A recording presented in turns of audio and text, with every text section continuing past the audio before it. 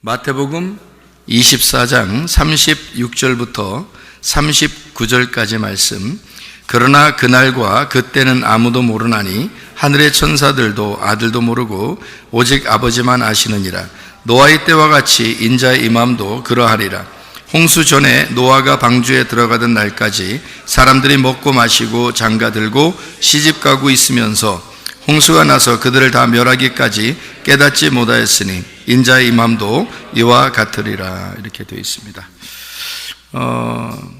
결혼이라고 그러는 것은, 결혼은 우리가 결혼식장에서 주례사에도 우리가 이야기했던 것처럼 결혼은 하나의 그 죽음과도 같습니다. 그리고 결혼은 무덤에 들어가는 것과도 같은 그런, 왜냐하면 결박당하는 거잖아요. 남편에게 결박당하고 이제 자유에서 이제 벗어나서, 자유에서 벗어나는 게 아니지, 자유에서 이제 율법으로 묶이는 거죠. 그러니까 남편에게 묶이는 거고 아내에게 묶이는 이제 그런 무덤으로 들어가는 것이 바로 결혼 생활입니다. 결혼 생활에 들어가게 되면 이제 묶였으니까 자기가 죽은 거죠. 그 무덤 안에 들어간 거니까, 죽은 거니까 거기에서 풀어줄 수 있는 사람은 자기가 스스로 풀어나가기 어렵고 주변의 사람들이 다 도와주어야 이게 풀려 나가는 거죠. 그러니까 그 죽음이라는 무덤에서 벗어날 수 있게 하는 것은 주변 사람들이 다 도와줘야 되는 거예요. 시아버지도 도와주고 시어머니도 도와주고 친정엄마도 도와주고 친정아빠도 도와주고 또 친구들도 도와주고 또 성도들도 같이 도와주고 이렇게 다 도와줌으로써 거기 이제 부활시키는 겁니다. 그 결혼 생활이 이렇게 아름다운 게 결혼 생활이구나 라는 것을 알려주는 거죠. 그러니까 무덤에 우리는 이제 죽어서 들어가는데 진짜 결혼 생활을 이제 누리게 되면 행복을 이제 찾게 되는 거죠. 그래서 제가 성경을 이렇게 보면서 3대 무덤 인생이 있다 이렇게 보여져요. 3대 무덤 인생이 있다. 그런가 하면 3대 부활 인생이 있다. 이것이 3대 천국의 생활의 인생이다. 뭐 이렇게 볼 수 있어요. 이게 3대를 이렇게 왜 잡냐면, 첫 번째는 태어남입니다. 태어남. 엄마의 뱃속에서 태어나는 거. 이것이 엄마의 뱃속이라는 그 무덤에서 우리가 태어나는, 부활하는 거죠. 그러니까 엄마의 뱃속에서 그대로 있으면 우리가 죽은 자인 것 같으나, 우리가 무덤에서 그 엄마의 뱃속에서 나오는 순간 출생한다고 하죠. 그때 사람들이 어때요? 아이가 이렇게 나올 때, 아기가 태어날 때 생일을 맞이하죠. 첫 번째 생일을 맞이하는 거죠. 태어나는 거잖아요. 그러면 막 기뻐요, 안 기뻐해요? 사람들이 막 기뻐하죠. 아기 태어나면 막 슬퍼해요. 사람들이 가가지고 막 울고 그래요. 막 슬퍼해서 너 왜 태어났니? 너 왜 태어났니? 막 그래요? 그런 거 아니잖아. 애가 태어나면 막 기뻐한다고. 왜 기뻐해요? 왜 기뻐하는 거예요? 왜 기뻐하는지도 모르고 그냥 막 기뻐했어요? 그거 아니죠. 무덤에서 부활했기 때문입니다. 엄마 뱃속에서 그대로 있었으면 네가 큰일 날 뻔했는데 여기서 나왔구나. 이 세상에 부활해서 나왔구나. 살아보려고 한번 나왔구나. 이렇게 이제 생각을 하게 되니까 기뻐서 막 축하해 주죠. 그러니까 부활에 대한 축하입니다. 그러니까 그 엄마의 뱃속이라는 무덤에서 부활했다, 이런 축하예요.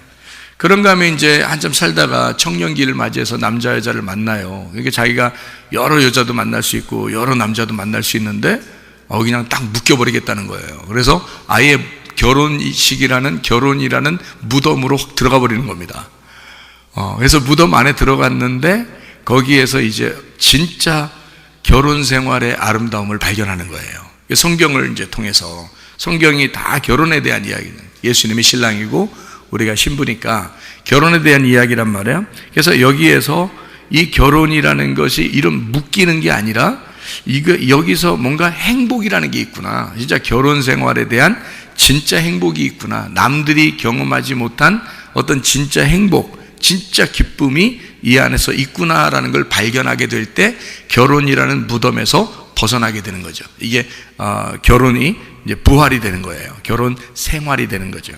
그래서 이거 결혼 생활을, 결혼식에는 우리가 막 손잡고 들어가든 혼자 들어가든 결혼식장 안에는 무덤으로 들어가는 거예요. 그런데 이제 결혼 생활을 하는 것은 무덤에서 벗어나, 결혼식이 끝나잖아요. 이제 무덤에서 벗어나서 이제는 부활의 생활을 하는 것이 결혼 생활이 돼야 된다, 이 말입니다. 그러니까 무덤의 생활이 아니라 부활의 생활을 하는 것이 결혼 생활이다, 그 말이에요. 이러다가 이제 우리가 살다가 노년이 돼서 나중에 마지막에 이제 죽으면요, 진짜 무덤 갑니다. 진짜 무덤 가면 거기서 끝나는 게 아니라 그 무덤에서 부활하는 거죠. 그 무덤에서 부활할 때 이제 진짜 부활하게 되는 거죠. 그때는 부활의 생활이 아니라 천국의 생활을 하게 되는 거죠. 그러니까 우리는 이 땅에서 이제 태어나서 출생하게 되고, 그 다음에 이 땅의 무덤에 들어가 다시 이 땅에서 부활한 삶을 살게 하다가 우리가 마지막 이 땅에 이제 죽음에 이르렀을 때 우리의 몸이 이 땅에 이제 갇혀버리죠. 완전히 흙은 흙으로 갇혀버리고 생기는 생기가 하늘로 올라가서 천국의 생활을 누리게 된다는 거죠. 이게 3대 무덤 생활, 3대 부활의 생활, 3대 천국의 생활이란 말이에요. 그러니까 우리가 출생했을 때의 천국의 생활, 결혼 생활할 때의 그 천국의 생활, 그리고 마지막 하늘나라 올라가서 천국의 생활, 이렇게 하게 될 수가 있다, 그런 말이에요. 그러니까 결혼이라는 것은 어떤 사람에게는 참 불행하고 어떤 사람에게는 정말 행복한 생활이 될 수 있다는 거죠. 그래서 결혼은 해도 되고 안 해도 되고가 아니라 꼭 해야지만이 이 성경을 이해할 수가 있다. 저도 결혼 생활은 좋겠지만, 전 내 나름대로 생각에 결혼 생활은 뭐 괜찮겠는데 결혼식 하는 게 얼마나 부담스러운지요. 결혼식 한다는 게 너무 부담스러운 거예요. 왜냐면 미안하잖아. 사람들 나 때문에 다 오라고 해야 되고 미안하잖아요. 그거 뭐 밥 한 끼 먹이고 이렇게 보낸다는 게, 그리고 또 돈도 다 걷잖아요. 오늘 미안해요. 막 돈도 그러니까 뺏는 것 같죠. 그리고 밥 한 끼 먹여서 이렇게 보내죠. 또 사람들 다 모이라고 그러죠. 거기다가 사람들 다 모였는데, 사람들 다 모였을 때 막 그 앞에서 이렇게 막 외성적인 사람은, 성격이 외성적인 사람은 막 그걸 즐기는 사람도 있겠지만, 우리 같이 이제 내성적인 사람들은 있잖아요. 부끄럽지 않아. 사람들이 다 쳐다보는데 자기들이 주인공이야. 그거 어떻게 해?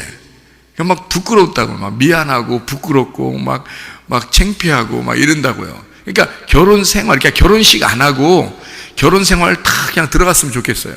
그냥 결혼식 안 하고 그냥 혼인신고만 하고, 자기들끼리 자기들끼리 하는 거니까 부끄럽지 않잖아요. 그러니까 혼인신고하고 그냥 결혼 생활 했으면 좋겠다, 이런 생각도 해본 적이 있어요. 근데 오늘날 하나님 앞에 기도하는데 하나님이 땅에서 네가 매이면 하늘에서도 매이는 거고, 땅에서 풀리면 하늘에서도 풀리는 거야, 그런 응답을 주셨어요. 그때가 이제 어느 때냐면 제가 결혼하기 바로 전에 그걸 주셨어요. 저는 막 결혼에 대해서 부담스러워하고 있는데 하나님이 그 응답을 주신 거예요. 분명하게 주셨어요. 그래서 제가 깜짝 놀랐어요.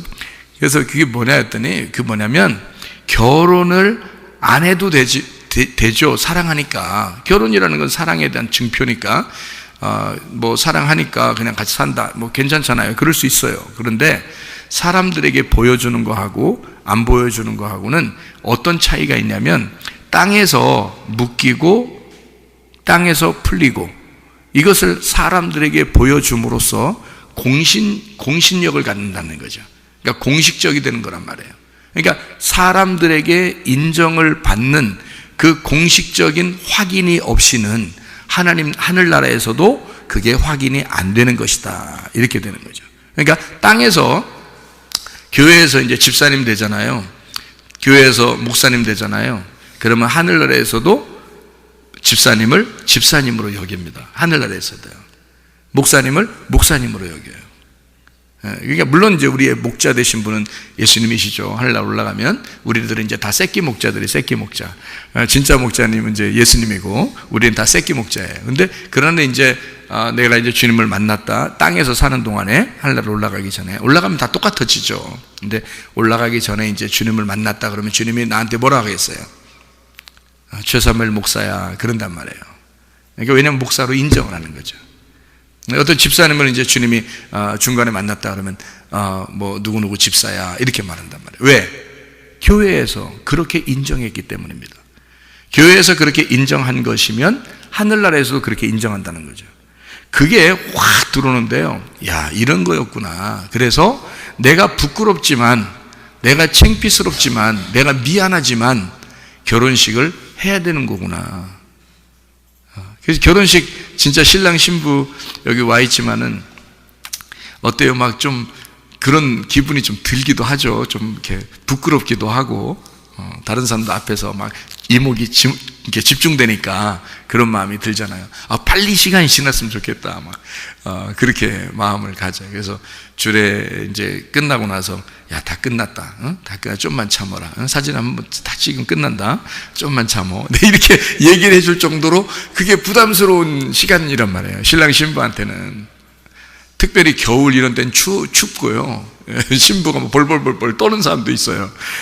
그런 건데, 근데 하나님은 이 땅에서 너희들이 부끄럽고 어렵지만 그것을 그렇게 인정받지 못하면 하늘나라에서도 인정할 수가 없단다. 그 말입니다. 그러니까 여러분, 우리는 난 하나님만 잘 믿으면 돼. 뭐 사람들한테는 어떻게 해도 난 하나님만 잘 믿으면 돼. 그거 다 가짜예요. 다 거짓말이라고.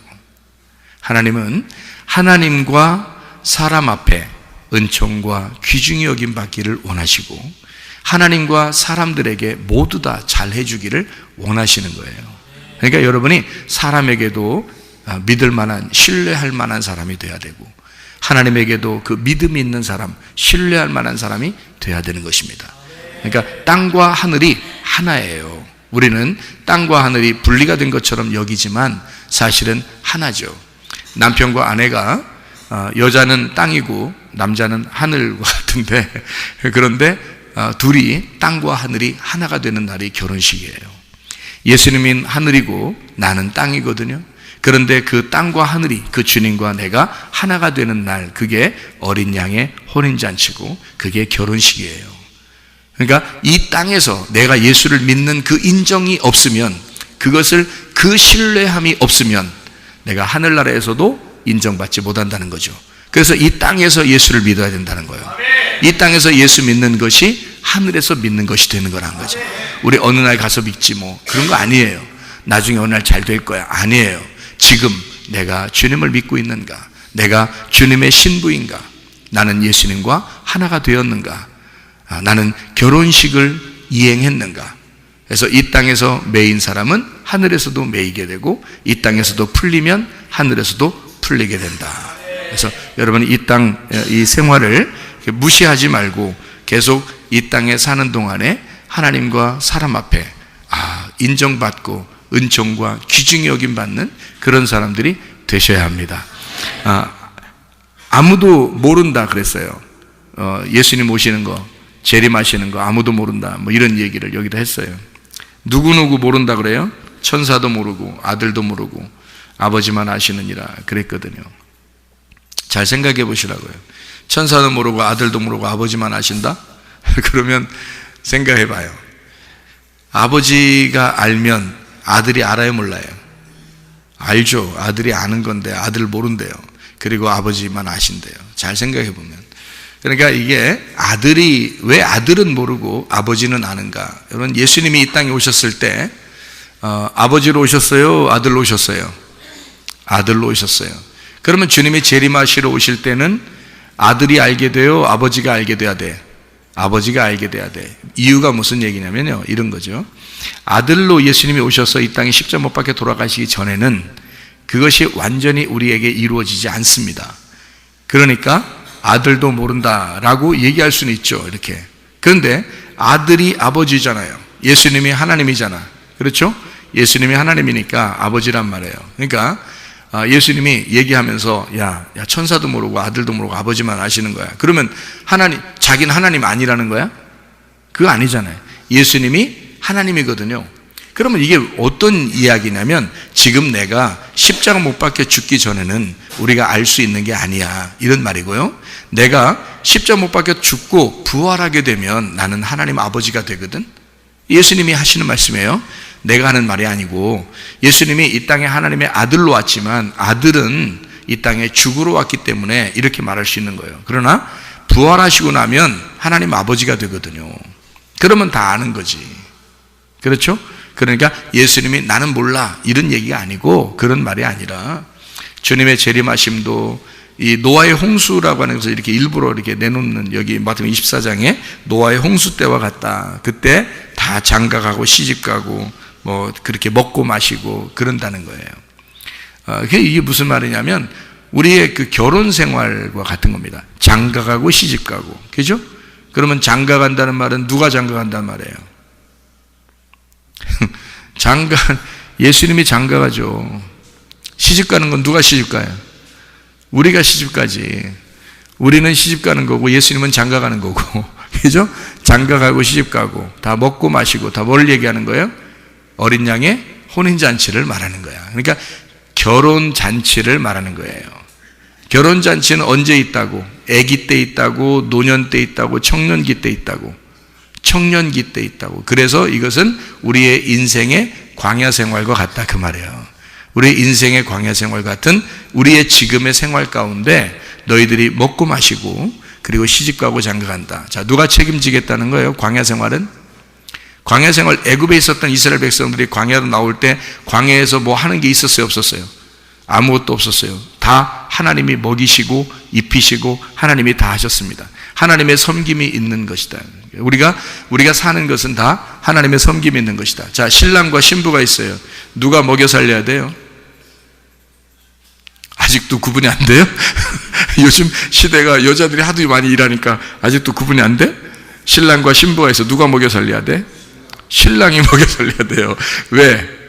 자, 봐요. 애굽에 있었던 이스라엘 백성들을 끌어내서 광야로 데리고 나왔어요. 광야로 데려나서 우리 보고 일하라고 했어요? 그냥 먹고만 있으라고 했어요? 먹고만 있으라고 그러죠. 누가 다 먹이는 거야? 신랑 되신 하나님이 다 먹이겠다는 거야. 하나님이 신랑 되신 아버지가 우리를 다 먹이겠다는 거예요. 그러니까 신랑이 다 먹이는 거야. 그게 광야 생활이에요. 그게 어디냐면 청년기. 청년기 때 지금 결혼 생활이란 말이에요. 그러니까 남자들은 누구를 성경에서 상징적으로 말하고 있는 거예요? 신랑 대신 예수님을 상징적으로 말하는 거죠. 그렇죠? 신부는요, 그러니까 교회인 신부, 여자를 얘기할 때 신부인 교회를 얘기하는 거죠. 그러니까 우리들은 신부와 같아요. 주님을 따라가는 자이고 우리를 책임지시는 분은 신랑 대신 예수님이라는 거죠. 그죠? 그걸 그대로 나타내주고 생활해 보라고, 너희들이 힘들겠지만 한번 그렇게 생활해 보라고 우리에게 하라고 일부러 한번 해봐 땅에서. 그게 결혼식이라고요. 그래서 너희들이 서로 전혀 다른 곳에서 와서 만났지만 둘이 하나라고 그래. 이거를 부부라고 그러고 이걸 결혼이라고 그래. 자, 얼마나 서로 다르게 만났냐면 하나는 땅이고 하나는 하늘이야. 그러니까 예수님은 하늘에서 오셨고 우리는 땅에서 왔어요. 하늘과 땅이 만나서 결혼하는 거예요. 그래서 둘이 하나래. 이렇게 하나가 된 거예요. 근데 그 하늘에 계신 하나님이 우리 땅에 있는 나를 책임지겠다는 거예요. 그게 신랑과 신부의 관계란 말이에요. 이걸 이제 지금은 상황들이 다 다르지만 그거를 설명해 준단 말이에요. 그러니까 노아 홍수가 있죠. 먹고 마시고 장가들고 시집가고 그 얘기가 있죠. 그리고 그날은 아무도 모른다 그러죠. 여러분, 주님께서 우리에게 임하시는 날, 그게 첫 번째 재림이신데요. 하늘나라에 우리가 올라갈 때도 주님을 만나겠지만, 실질적인 주님을 만나겠지만, 지금도 하나님의 성령을, 예수님의 영을 우리가 만나게 되죠. 예수님의 영이 우리한테 들어오죠. 그러면 예수님의 영이 우리한테 들어오면 그거를 뭐라 그러면 어린 양의 혼인잔치, 결혼한다 그 말이에요. 예수님이 나의 신랑 돼서 내 속에 들어와 나와 결혼하신다. 그러면 누가 책임지겠다는 거예요? 내가 내 인생 책임지는 거예요? 하나님의 성령이 나를 책임지겠다는 거예요? 하나님의 성령이 나를 책임지겠다는 거예요. 그게 신랑 되신 예수님이란 말이에요. 이해가 되시죠? 이걸 결혼이라 그런다고. 그거를 보여달라고, 보여주라고 결혼식을 하는 거예요. 얘기해요. 그러니까 여기서 아들도 모르고 천사도 모르고, 그러니까 예수님도 모른대. 아무도 모른대. 예수님 오시는 거. 왜 몰라요? 예수님이 하나님인데 왜 모르겠어? 그러니까 아버지만 아신다 이렇게 말하는 것은 왜 그러냐면 이런 거예요. 처음에 창세기 2장에 보면요, 아담이 있는데 아담의 갈비뼈로 하와를 만듭니다. 그리고 내 뼈 중에 뼈요, 내 살 중에 살이라고 얘기하죠, 그죠? 그렇게 얘기하죠. 그러면서 그 하와하고 아담하고 둘이, 아담은 또 하나의 아담은 또 하나의 자기를 만들어낸 거예요. 아담을 만들어낸 거죠. 그러니까 아담이 아담을 만들었는데 그걸 이름을 하와라 이렇게 부른 거예요. 하와는 생명, 호흡이라는 얘기고 숨이라는 얘기니까 아담의 숨이라는 얘기예요. 자, 아내는 남편의 뭐라고? 남편의 숨이라고, 남편의 호흡이란 말이에요. 그러니까 아내 없이 남편이 숨을 쉴 수 있다 없다? 숨을 쉴 수가 없다. 남편은 아내, 그러니까 그걸 하와라 부른 거예요. 그러니까 아담과 하와를 괜히 그냥 하와 이렇게 말한 게 아니에요, 성경에서. 그러니까 아담으로부터 하와가 나왔고 하와는 또 하나의 아담인 거예요. 그러니까 아담은 그 속에서 자기의 뼈요 자기의 살인 진짜 아담이 밖으로 나와서 자기에게 보여진 것입니다. 이 땅에서 여기죠? 자기에게 보여진 거예요. 그러니까 그 주님도 우리를 그렇게 생각하시는 거야. 주님도 우리 신부인 교회를 자기의 진짜 호흡이라고 생각하는 거죠. 그러니까 우리를 통해서 예수님은 숨을 쉬는 거예요. 그러니까 신랑과 신부 중에서 신랑은 신부를 보면서 숨을 쉬는 거죠. 이게 숨을 쉬는 거지. 신부 없이는 뭐 숨도 못 쉬는 거야. 그게 결혼이라고 하는 거예요. 아름다운 거죠. 그러니까 이걸 뭐라 하냐면 둘이 하나인 거야. 그러니까 원래부터 하나인 거예요. 하나님은 원래 이걸 신랑 되신 예수님과 신부인 교회를 갖다가 이거를 갖다가 만들어서 그 속에서 나온 하나를 이렇게 만들어낸 거거든요. 그래 놓고서 이제 뭐라고 얘기하냐면, 자, 남자가 부모를 떠나 이렇게 말하죠. 남자가 부모를 떠나 아내와 합하여 한 몸을 이룰지니라. 이게 뭐 결혼식의 멘트예요. 항상 결혼식에 목사님들이 이제 말씀 나눌 때 그 멘트거든요, 그게. 자, 남자가 부모를 떠나 한 여자와 합하여 아내와 합하여 한 몸을 이룰지니라. 그렇게 돼요. 그럼 한 몸을 다 이루었어, 둘이. 남자하고 여자하고 한 몸을 다 이루었어. 그럼 어떻게 돼? 어떻게 둘이 한 몸을 이루었으면요? 그럼 둘이 한 몸을 다 쎄 이래요? 둘이 한 몸을 다 이루었어요. 그럼 어떻게 해? 열매가 나오죠? 그래서 열매가 나오는 거야. 그러니까 열매가 나오면 뭐라고 그래? 열매가 나오면 이 남자가 여자를 만나 열매가 나왔어. 그럼 남자가 여자를 만난 걸 뭐라고 그래, 이걸? 열매한테는. 열매가 뭐라고 불러? 열매가 뭔지를 몰라요? 열매가 뭐라고 불러? 예? 아빠, 엄마, 그러죠? 아빠, 엄마라 그러지, 열매가. 그러니까 남편과 아내가 둘이 만나서 한 몸을 이뤘더니 열매가 나왔어. 그랬더니 그 열매가 이제 남편과 아내를 뭐라고 부르냐면 아빠, 엄마 그렇게 불러요. 그리고 부모가 되는 거야. 그래서 한 몸을 이루어 부모가 되는 거예요. 그러니까 한 몸을, 남편과 아내가 한 몸을 이루어 열매를 맺으면 부모가 되는 거란 말이에요. 무슨 말인지 아시겠어요, 이거? 굉장히 중요한 말인데. 부모가 된단 말이에요. 그러니까 부모가 뭐라고 하는 거예요? 부모를 아버지, 어머니 이렇게 말하죠, 그죠? 예, 아버지, 어머니 이렇게 한다고. 그러니까 아버지, 어머니, 부모를 아부엠이라고 합니다. 히브리어로 아부엠. 이 말은 뭐냐면 성전의 말씀이라고 말하는 겁니다. 하나님의 성전에, 하나님의 집에 있는 말씀, 이게 아부엠이에요. 그러니까 부모를 공경하라는 말은 이 말도 같아요.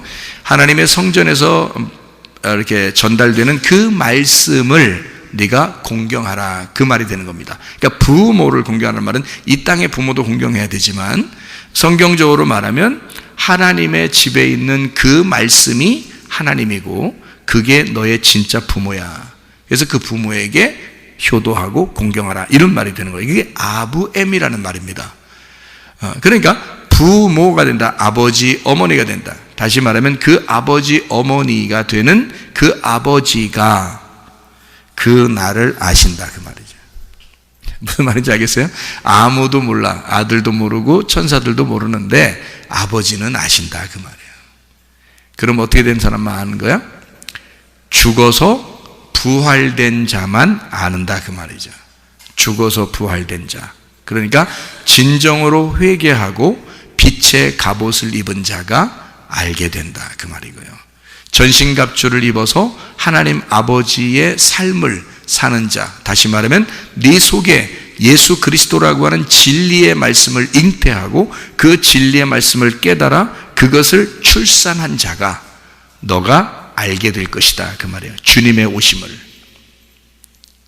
무슨 말인지 알겠어요? 다 모른다 그러면 다 몰라야 되잖아. 그런데 아버지는 아신다잖아. 그러니까 아버지가 되면 알잖아, 그죠? 그러니까 예수님은 어떻게 됐어? 아들로 죽고 부활해서 아버지가 되셨죠. 이해가 돼요? 그러니까 아버지가 되실 때는 안다, 그 말이죠. 데살로니가전서 5장 1절부터 10절까지 말씀인데 그거 한번 읽어보고 마치도록 할게요. 데살로니가전서 5장 1절부터 10절까지 말씀인데 여기에 제가 2절하고 읽을게요. 주의 날이 밤에 도둑같이 이를 줄을 너희 자신이 자세히 알기 때문이라. 그들이 평안하다 안전하다 할 그때에 임신한 여자에게 해산의 고통이 이름과 같이 멸망이 갑자기 그들에게 이르리니 결코 피하지 못하리라. 형제들아, 너희는 어둠에 있지 아니하매 그날이 도둑같이 너희에게 임하지 못하리니 이랬죠. 5절에 보니까 너희는 다 빛의 아들이요 낮의 아들이라. 우리가 밤이나 어둠에 속하지 아니하니 그러므로 우리는 다른 이들과 같이 자지 말고 오직 깨어 정신을 차려라, 이렇게 이야기했습니다. 무슨 말이냐면 우리한테는 도둑같이 임하지 않는데요. 왜요? 아버지가 되는 자, 다시 말하면 말씀을 잉태하고 말씀을 출산한 자, 모든 사람에게는, 그러니까 어영부영하다가 자는 자가 되면, 영적으로 자는 자가 되면 어영부영하다, 주님 언제 오실지 몰라, 나 언제 멸망할지 몰라, 언제 심판받을지 몰라, 언제 예수님 재림하실지 몰라, 어떡하지? 뭐 이런단 말이에요. 그래서 우리가 뭐 몇 월 며칠 몇 시에 예수님 오신다 이런 말이 아니야. 그런 말이 아니라 하나님 말씀이 우리에게 떨어지는, 하나님 말씀이 우리 속에서 잉태가 되고 출산하는, 하나님을 만나는, 우리가 하나님을 만나는, 그러니까 우리는 임신한 여자가 해산하는 그 고통을 통해서 아이를 낳듯이 결혼하는 그 무덤에 들어가는 그 어려움을 통해서 결혼 생활이라는 아름다운 부활의 생활을 하게 되는 것처럼 우리가 그 죽음이라는 무덤에 들어가서 나중에 부활하여 천국 생활을 하게 되는 그런 것처럼 우리가 속에서 진짜 빛의 활동하게 되는 우리의 사명을 가진 삶, 그런 삶을 위해서는 먼저 고통이라는 게 따라와요. 그래서 먼저 여러분에게는 반드시 사명을 가진 자들에게는 고통이라는 게 옵니다. 그래서 그 고통 속에서, 그 무덤이라는 고통 속에서 우리를 건져내시는 그 부활이 임할 때, 그때 주님을 만나게 되는데, 그 주님을 만나게 될 때는 그 빛의 자녀들은 반드시 안다는 겁니다. 그 사실들을. 그래서 주님이 나와 함께하고 있구나, 이것을 반드시 알게 된다는 거예요. 어느 날만 주님 만나는 게 아니죠. 지금 여기서 우리가 주님 만나지 못하면 안 되죠. 지금 우리가 여기서 주님 만나고 있다가 어느 날 주님 앞에 가는 거죠. 그러니까 여기서도 주님 안에 있으면서 우리가 주님 안에 들어가는 거다. 그러니까 주님 안에 있는 우리의 삶이 마치 주님 안에서, 어떤 사람은 결혼 생활이 무덤과 같이 죽음에 이르는 아주 고통스러운 이 광야의 생활 같은 결혼 생활하는 사람이 있고, 어떤 사람은 정말 행복한 예수 그리스도가 우리의 신랑이 되셔서 나의 모든 것을 책임지시는 그런 아름다운 부활의 생활, 아름다운 부활의 결혼 생활하는 사람이 있다는 거죠. 어떤 생활을 우리가 살아야 될 것인가? 여러분, 그리스도 예수 안에서 진짜 사랑이 넘쳐나는 가정 되시기를 바라고, 진짜 넘쳐나는 사랑이 넘쳐나는 그런 교회가 되시기를 바랍니다. 기도하겠습니다. 우리 한 목소리를 기도할 때 하나님 앞에, 하나님, 우리가 진짜 아름다운 결혼 생활하게 해주십시오. 예수 그리스도라는 그 신랑을 제대로 깨닫고 살게 해주십시오. 그리고 우리를 책임지시며 우리를 섬기시는 그 아버지 하나님을 깨닫고 살게 해주십시오. 그래서 아름다운 결혼 생활, 사랑이 넘치는 결혼 생활, 사랑이 넘치는 교회 생활 하다가 주님 만나게 하시오. 우리 한 목소리로 기도하겠습니다. 우리 하나님 아버지의 사랑과 은혜를 감사를 드립니다. 아버지 하나님, 우리에게 진실로 아버지가 우리를 섬기시며 우리를 사랑하시며 아름다운 결혼생활, 아름다운 가정생활, 아름다운 교회생활하다가 주님 만나는 귀한 사람들이 다 되게 도와주시며 하나님 우리에게 건강도 물질도 주님이 책임져 주셔서 아버지 이 건강 속에 물질 속에 하나님이 함께 해주셔서 아버지 이것이 분리가 되지 아니하고 하나가 된 삶을 살다가 주님 만나게 도와 주옵소서.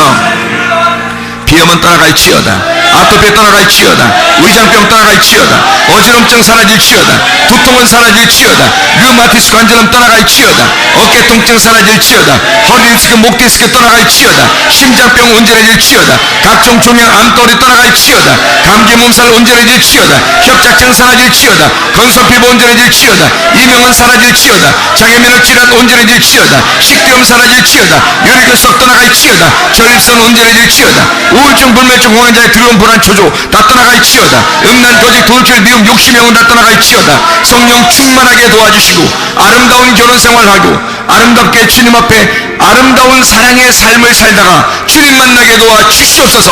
우리의 건강도 책임져 주시옵소서. 우리의 물질도 책임져 주시옵소서. 주여 우리를 행복하게 하시길 원하시는 주의 섬기심을 받는 주의 삶을 살다가 주님 만나게 하옵소서. 예수 그리스도 존귀하신 이름 받들어 기도 올리옵나이다. 아멘.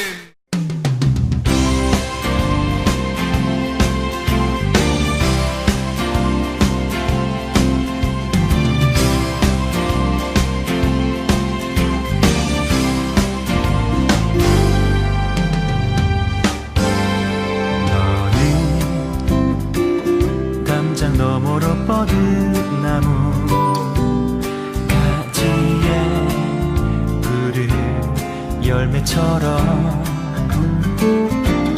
하나님의 귀한 축복이 삶에 가득히 넘쳐날 거야.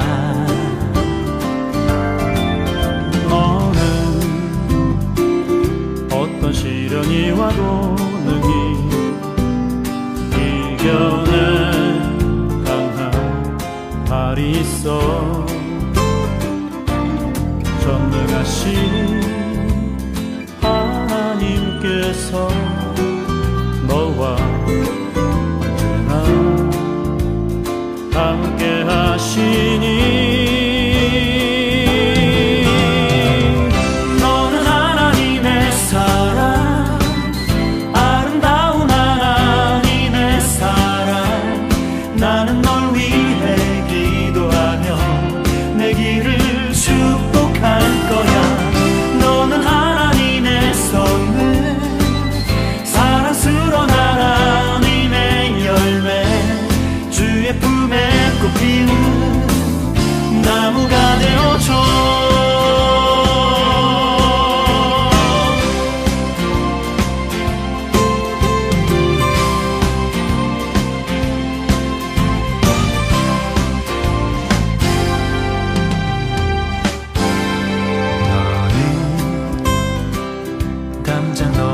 뻗은 나무 가지에 푸른 열매처럼 하나님의 귀한 축복이 삶에 가득히 넘쳐날 거야. 너는 어떤 시련이 와도 능히 이겨내 강한 발이 있어. 전능하신 하나님께서 너와 언제나 함께 하시니